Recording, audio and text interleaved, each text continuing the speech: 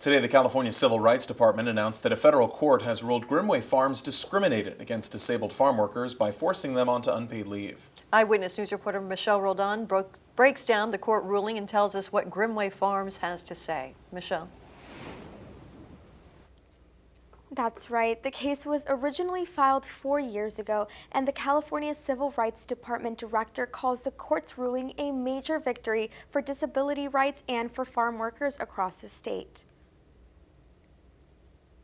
The court found Grimmway Farms forced injured workers onto unpaid leave even when other accommodations were possible. I spoke with Dolores Huerta of the Dolores Huerta Foundation, who said that during her time with the United Farm Workers Union, she saw firsthand just how common workplace injuries were. There were so many people that would get disabled there at Grimmway, and the company would not take care of them.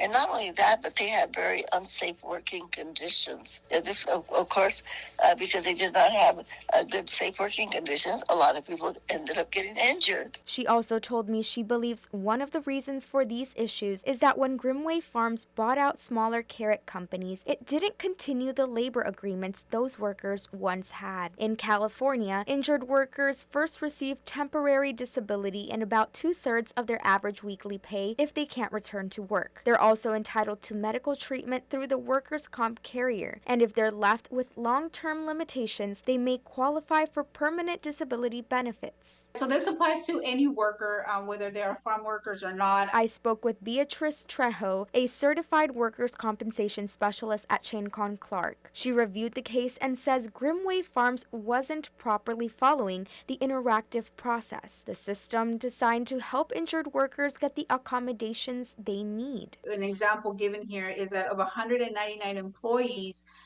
who were referred from the workers' compensation department to the interactive process, 197 of them were placed on leave, and then those transfer there with had accommodations of light work or modified work. So it looks like they were not really making a good faith effort in order to accommodate these injured workers back to work. In one case from 2016, a Grimmway grader was put on interactive process leave for 8 months. By 2017, the company offered them a voluntary retirement with a payout worth less than her lost wages. I reached out to Grimmway Farms. A spokesperson said, in part, quote, "We firmly disagree with CRD's characterizations of the court's pretrial decisions, noting that many of the motions were resolved in Grimmway's favor. The allegations do not reflect principles or values that guide our company, and we will respectfully see the matter through trial and the proper legal process."